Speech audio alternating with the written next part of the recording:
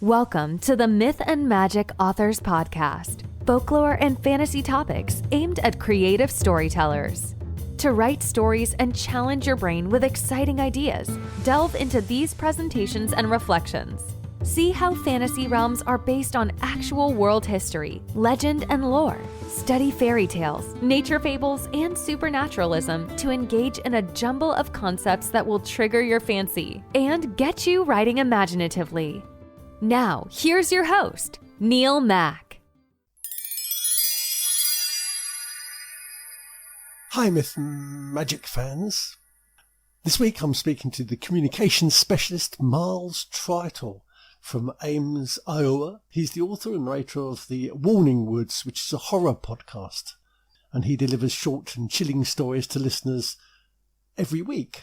His stories run the gamut of the horror genre, from folklore and legends to modern tech-based stories, and Miles keeps his scares fresh and unpredictable. I wanted to chat with him about what makes a story scary, and also about writing what he describes as the new generation of horror, and about knuckling down to a writing routine.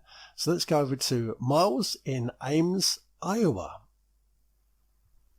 Hi. Hi, Miles. Hello.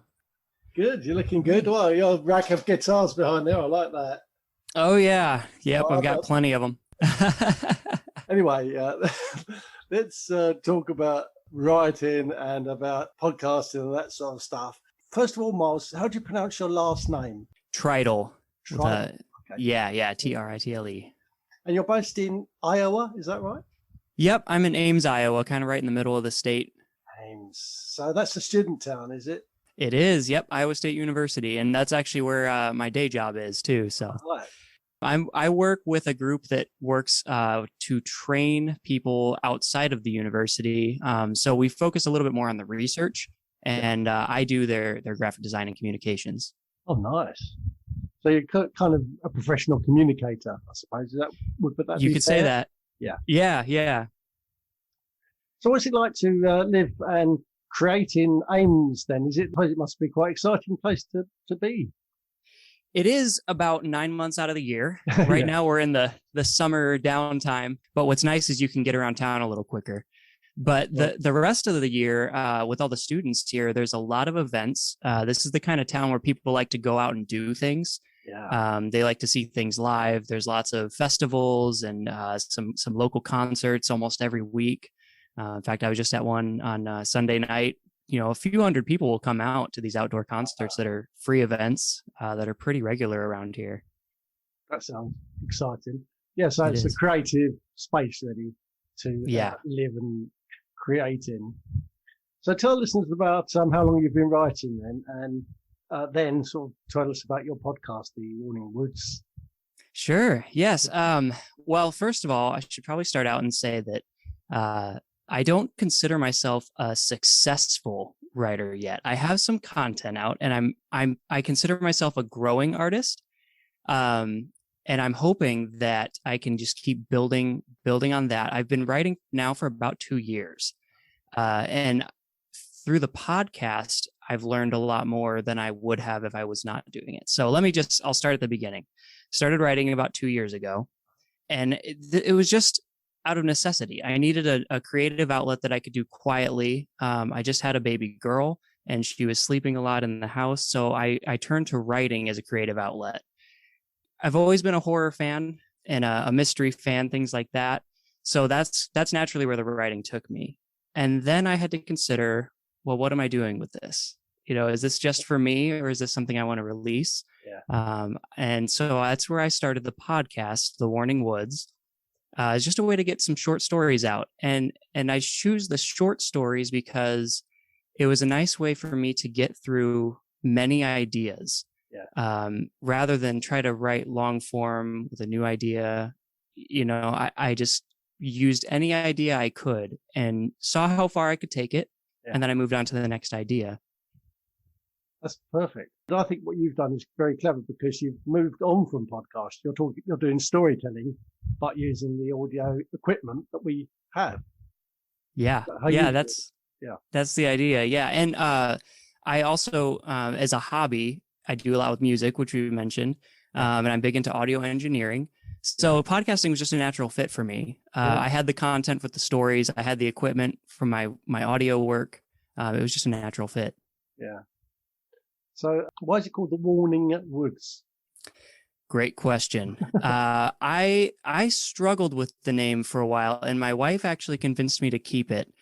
So my inspiration for a lot of these stories, and this is going to sound a little woo-woo, but I would go on these walks, and there's some woods near my neighborhood with a nice little trail, and I'd walk through these woods, and this was it was about October, when there's no leaves on the trees, the sky is gray, it might be a little rainy. The woods just had a spooky atmosphere. Yeah.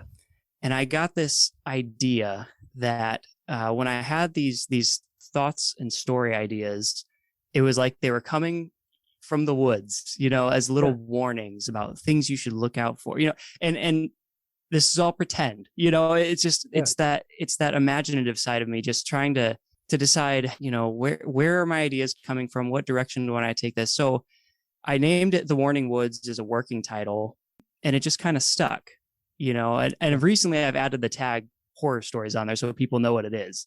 Yeah. But I think you find a trend in my stories of some kind of warning, even though they're fictional stories, of things to look out for, lessons in life, that sort of thing. I talk a lot about a thing called liminality, which is the edges of reality, which we all experience from time to time. It's, in my opinion, the essential ingredient of fantasy. And what you did when you walked through that wood, like when people walk through a cemetery, is you felt the edge of reality, where it feels like you're almost wandering into the other world, but you're in this world. And that's what you were doing then. And of course, the Warning Woods is very symbolic of fairy tales, because we all know about, if you walk off the straight track and go into the woods, that's where you're going to meet the wolf, that's where you're going to have the danger. I think it's a very, very natural and very common experience that people have, but woods are not nice places. They are spooky places. Very much so. What you could be doing there, and you probably most likely have already thought about this, is you are retelling or telling new fairy stories, a way in which you consider to be horror, which we'll talk about in a minute, about what you think horror is. And I want to talk about what you think is scary as well, how to write a scary story. But probably the best way, I think, to launch into that is, would you tell me a bit about the Warning Woods story that you are most proud of, one which you feel is the most creative? Sure. Ooh, it's hard to pick one. I try to keep them all so different. There's a couple that I enjoyed writing the most, and to me that's how I pick my favorites, is which ones did I enjoy writing the most. That's good. So one would be a story called Spotlight, and this one does have to do with the woods. It takes place at a house on the edge of the woods. A man moves into a house, and the previous owner had a large spotlight installed on the rear deck, and he's not sure why, but while he's exploring the house, and at night he turns on the spotlight and he sees a shadowy specter in the woods. And that's, the basis of the story. So that just kind of plays into that mystery of the woods. You don't know especially in the dark, you don't know what's behind those trees. You don't know what's around the corner. So that was a fun one to write. And then another one that I really enjoyed was called Lightning. And that's a story about a young woman who is a hiker and an explorer and adventurer. And she wanders into the woods on her own. Unbeknownst to her, there's a storm brewing, and as the lightning strikes, the curtain between the world of the living and the world of the dead evaporates until that lightning goes away. So the flash of the lightning gives her a glimpse into the spirit world, which is all around her and very threatening. Yeah. So that one was fun as well. Yeah, that certainly is exploring liminality that I was just talking about. There's two questions I would like to ask out of that then. First is the first story you told me with the Spotlight. Sounds very Lovecraftian. Is he an influence on your writing or your thinking? In the way that he's an influence on fantasy in the entire world, I think he had such a massive influence. I know even, I don't know if everyone even realizes how much he's impacted fiction in general.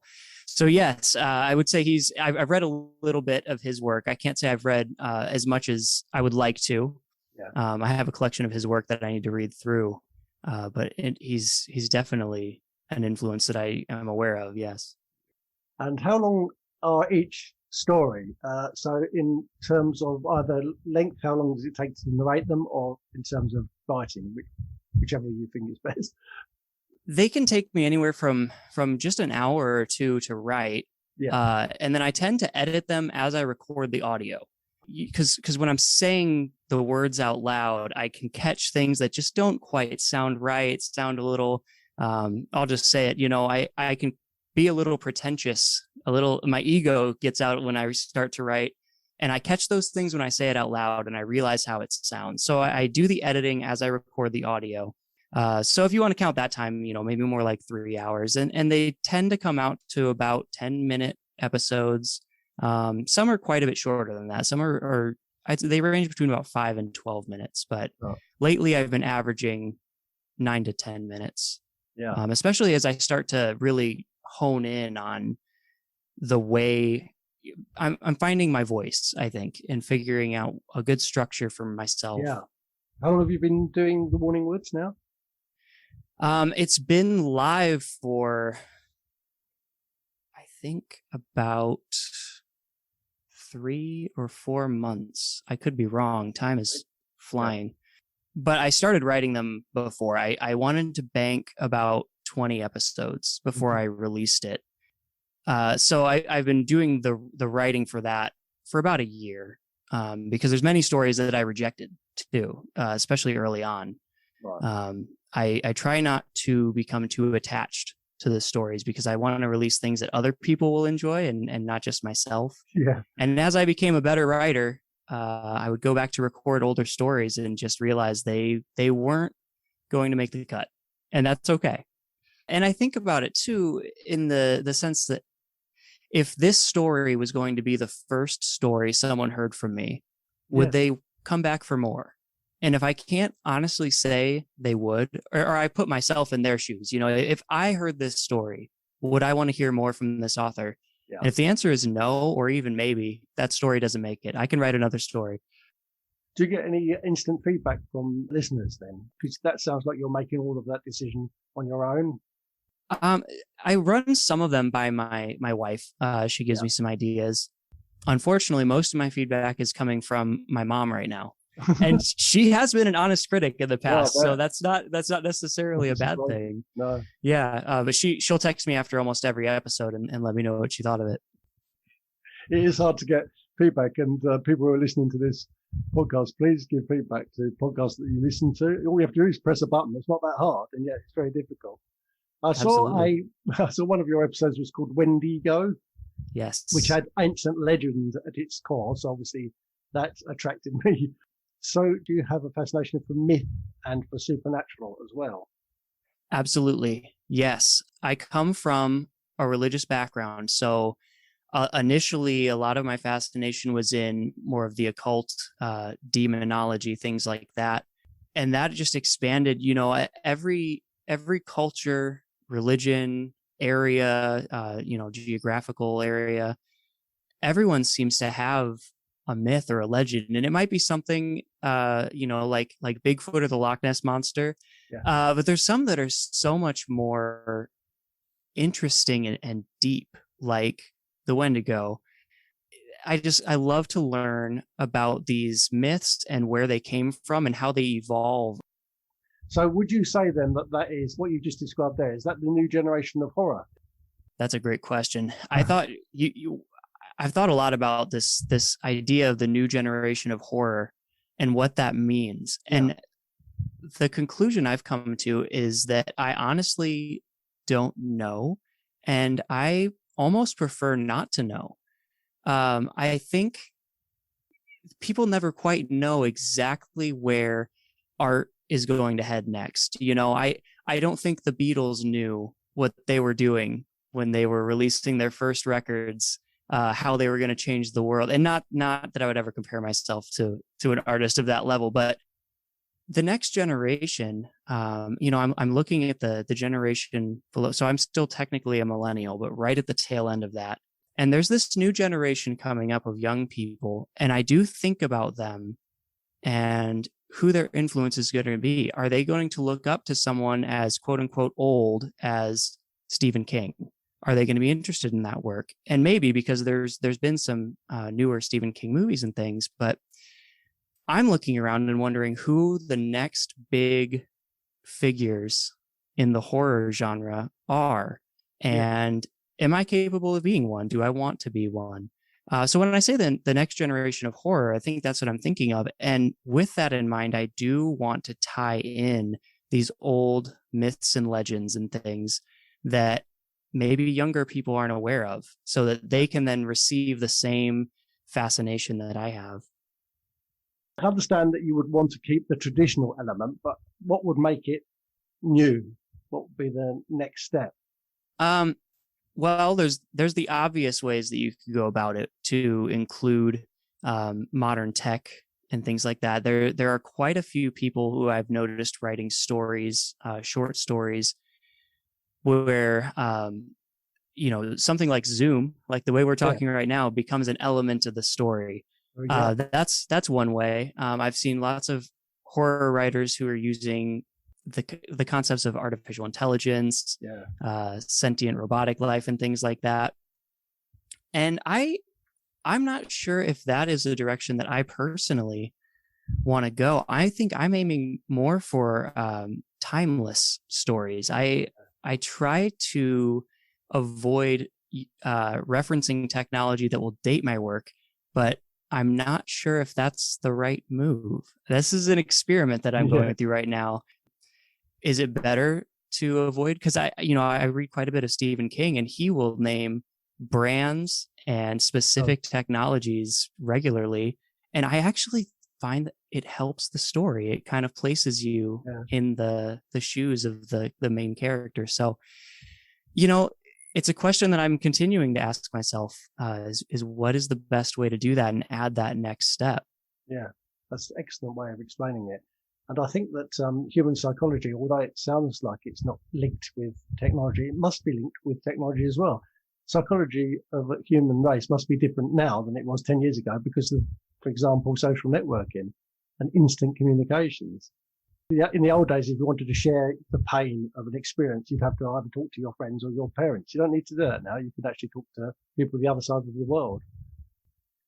Someone is sympathizing with you. Yeah. You can experience that together. I think that technology is interwoven into our psyche now. So it's part of our psychological makeup. So even though you probably understand fully that you would want to do something which it will talk to people in 100 years' time in exactly the same way as Poe did, but at the same time, we are not going to be the same people in 100 years' time. We're going to be changed by technology, especially by AI, which is going to change everything.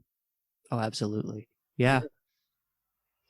So I suppose we better ask what the indispensable ingredients of horror is. This is probably the bit which you are the expert at. And I suppose what we really want to know is what makes a story scary.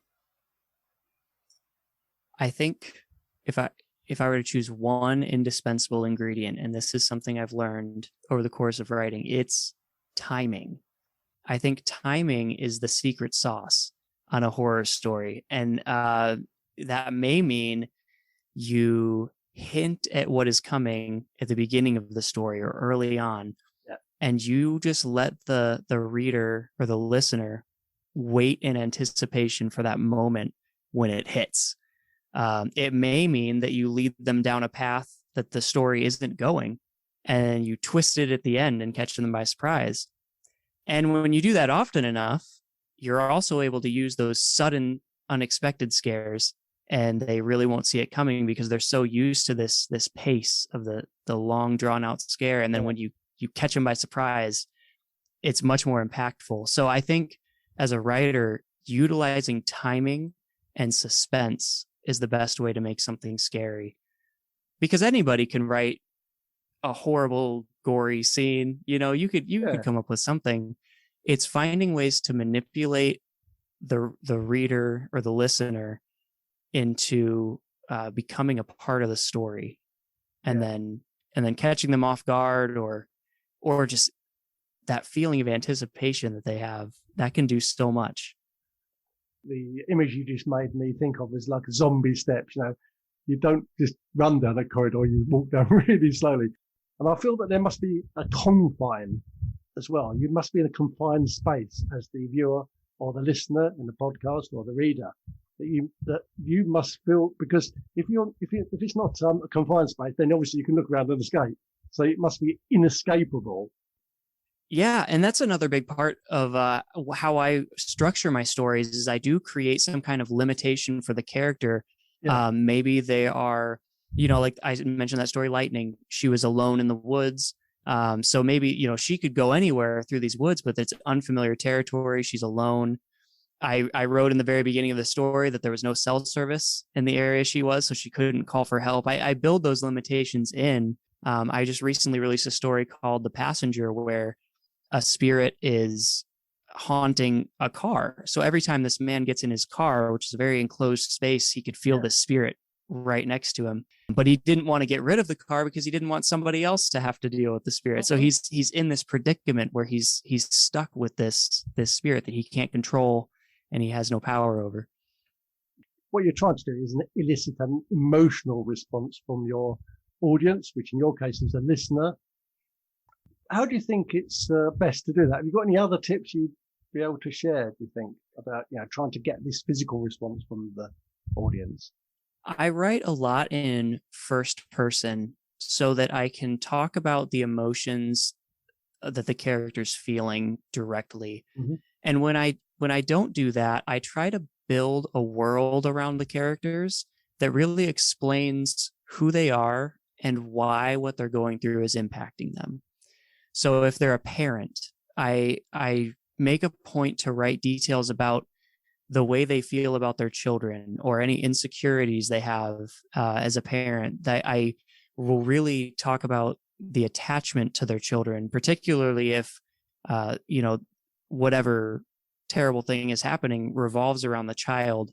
I do make an effort in the very beginning of the story to establish the feelings the characters have about each other, about their surroundings, and about the situation at large, so that when the listener hears what's happening to them, it doesn't feel like they're just listening to a story about something happening to someone they don't know. Yeah. I want them to feel like they know these people, or like they are the person, if it's written in first person, like it's happening directly to them. Yeah. And that's how I usually try to bring the listener in.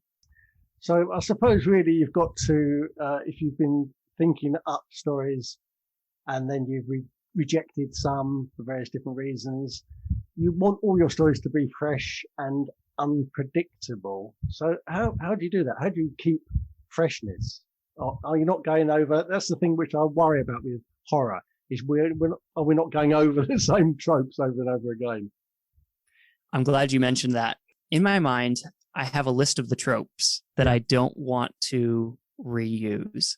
My wife has been begging me to do a haunted doll story, and I have refused to do a haunted doll story because so many people have done that, and they're great a lot of times. It's a great concept. It's so creepy. But in an effort to keep it fresh, I try to avoid those. And if there comes a time where I'm out of ideas, maybe I will try to put my own twist on the old tropes. But for now, I do try to think of things that are new, or I lean on those old myths, such as in the story Wendigo, and try to create a new story around the old myths. Yeah. And, like I talked about with creating an emotional response, eliciting an emotional response from the listener, you can use that character building to also develop a new story on an old concept. So you can take a character that may not traditionally show up in a horror story, or you can create a circumstance that maybe hasn't been done before. And yes, you might be dealing with a ghost in the story, something that's been done a million times over, but it's never been done to this specific type of person. And then you get to explore how that person responds and how they react. So that's how I try to keep it fresh. I don't know if I'm always successful. I've had a few episodes come out where I listen to it and I go, oh no, that sounds exactly like the one I released 2 weeks ago, you know? Yeah. So sometimes it just happens that you do end up repeating things, but I'm glad you mentioned that because I make a conscious effort not to repeat things that have been done before. We've discussed that you're a musician, you're a marketing person, you're obviously a professional communicator. I read that you were a fitness enthusiast. How do you fit all of these activities into your life? And then how do you find time to do the writing as well as being a family person as well? How is that all done? It's not done well. So I do structure my days very specifically.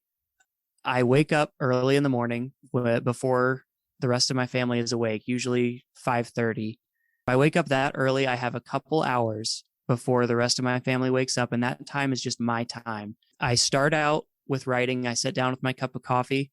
I find I'm very creative early in the morning. So that's where I'll do my writing. I'll write for about an hour. And then through the pandemic, I built a gym in our basement. I was going to the gym, and when the pandemic hit, my gym closed down. So I started collecting equipment so that I could work out at home. And then when I started writing, that became incredibly beneficial because now I write for an hour in the morning. I go downstairs and I work out for about an hour. And I'm not doing anything crazy. You know, I'm not going to be winning any marathons. I'm not going to be winning any bodybuilding competitions. I just try to stay in shape.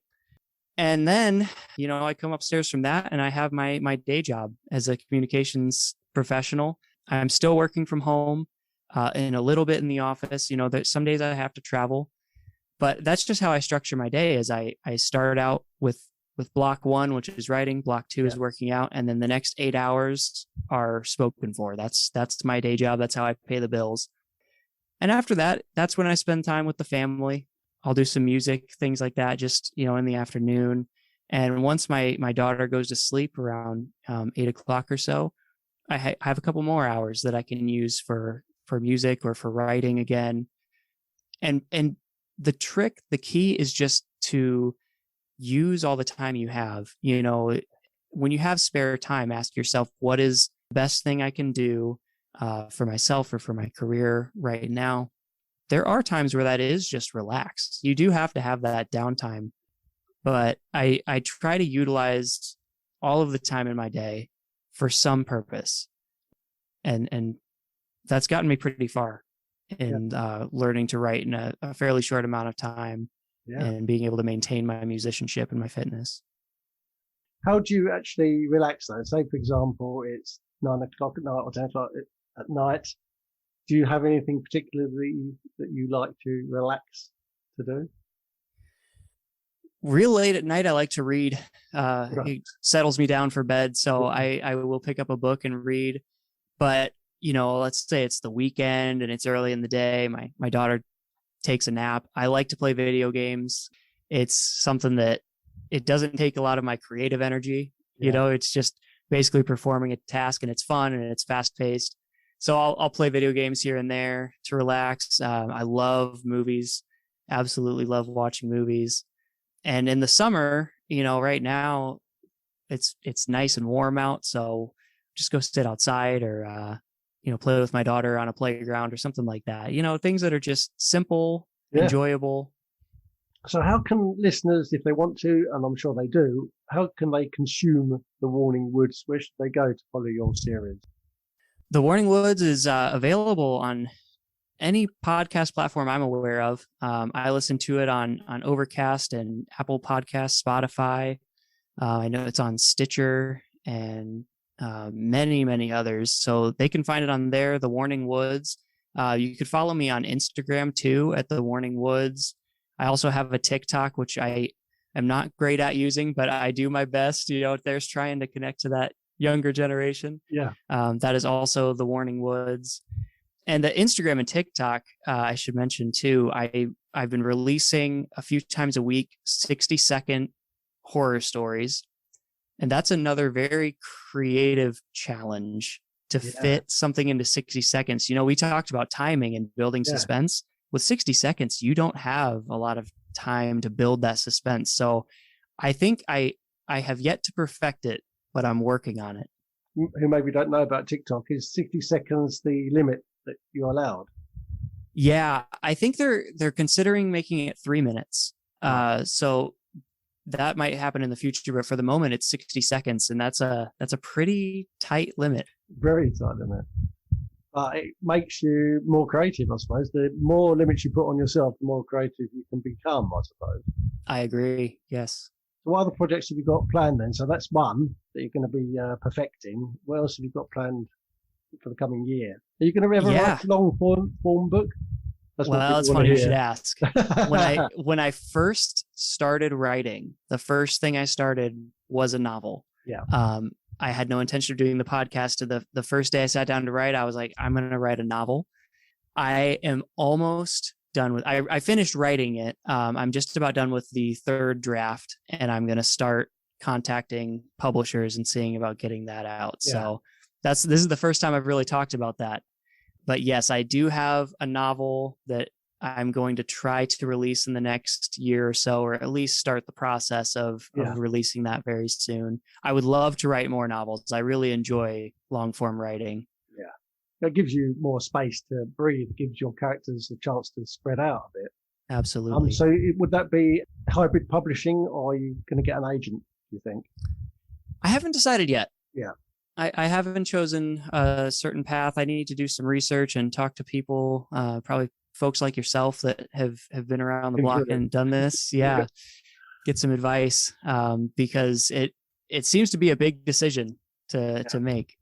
Yeah. Well, that's very exciting. I think it'd be great if we could meet again next year after the book is gone through the next stage, and you could tell us about how that's going on, and also the other projects that you're doing.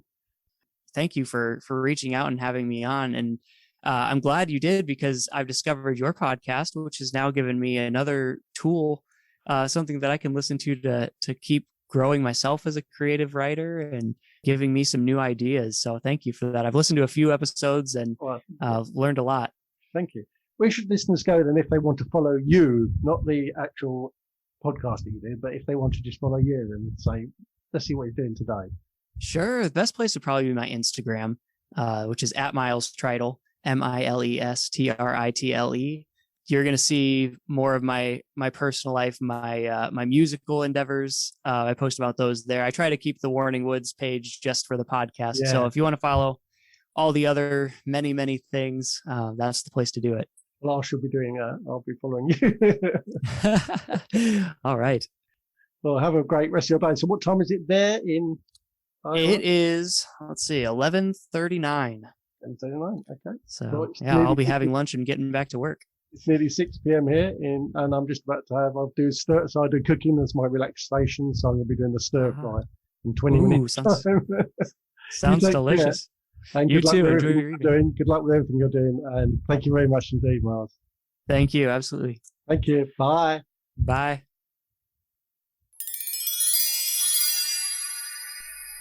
Next week, I'm talking to a film director. How exciting is that? Ali Kamsa. And he's a podcaster. He works on, he's one half of the YASP podcast with a self-confessed nerd, Amir Reza. He also hosts the Last Thoughts of a Busy Mind podcast, where he recently asked what's the purpose of a ghost, and if you want to know the answer to that, you need to check out his show. But I discussed with him things like fantasy Wild West genre, how to write for a fantasy film, and what makes fantasy films special, what makes fantasy stories special, and how he thinks fantasy can come true on the screen. We also discuss lots of enjoyable motifs around westerns and around favourite movie characters. So it's a great show and you're going to really enjoy it. Tune in next week to Myth and Magic podcast and listen to my interview with the AK88 Studios film director Ali Kamsa.